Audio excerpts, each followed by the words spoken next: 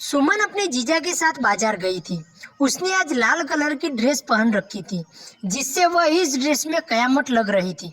बाजार से वापस आते समय उसके जीजा ने कहा, आज तुम बहुत ही सुंदर लग रही हो। सुमन ने अपने जीजा को थैंक यू बोला। तब उसके जीजा ने आगे कहा, अगर मैं तुम्हारी दीदी से शादी न करता तो मैं तुमसे करता। मुझे बहुत ही अच्छी लगती हो तुम।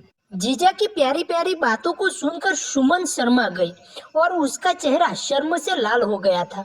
दिल जोर जोर से धड़कने लगा था। सुमन स्कूटी चला रही थी और उसका जीजा पीछे बैठा था।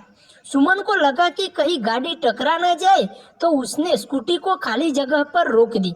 सुमन कुछ समय तक बोल नहीं पा रही थी।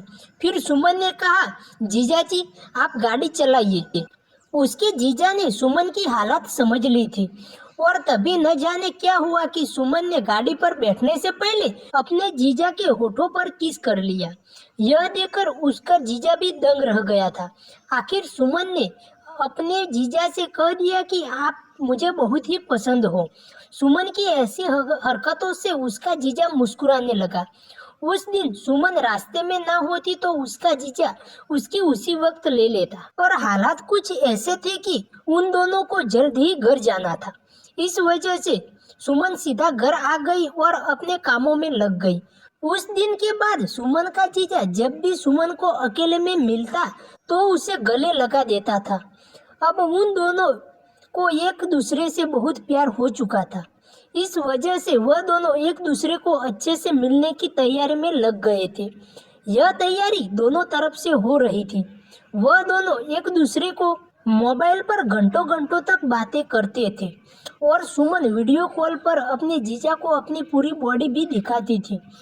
ऐसा करने पर सुमन का रोम रोम खड़ा हो जाता था। उस वक्त सुमन अपनी कॉलेज में मास्टर की डिग्री की तैयारी कर रही थी, तो सुमन को कोचिंग की ज़रूरत भी पड़ती थी।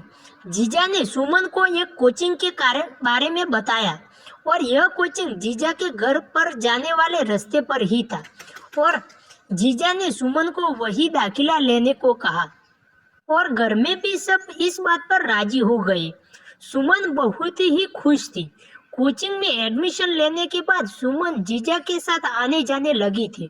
अपने जीजा की बाइक पर वह आती जाती रहती थी। इस तरह से काफी दिन निकल गए। एक दिन सुमन ने प्लान बनाया। उस दिन सुमन ने कोचिंग में एक्स्ट्रा क्लास का बहाना बनाकर जीजा के साथ निकल गई। जीजा ने होटल में एक कमरा भी बुक करवा रखा था। सुमन उस होटल में पहुंची और सुमन के पास शाम तक का समय था। वह दोनों ने समय को वेस्ट ना करते हुए एक ही बिस्तर पर लेट गए। उस वक्त सुमन बहुत ही खुश थी। सुमन ने बाथरूम में जाकर अपने कपड़े बदल लिए जो वह अपने साथ लेकर आई थी। बाथरूम से सुमन को बाहर आते ही उसके जीजा ने उसे बाहों में ले लिया और सुमन के साथ रोमांस करने लगा।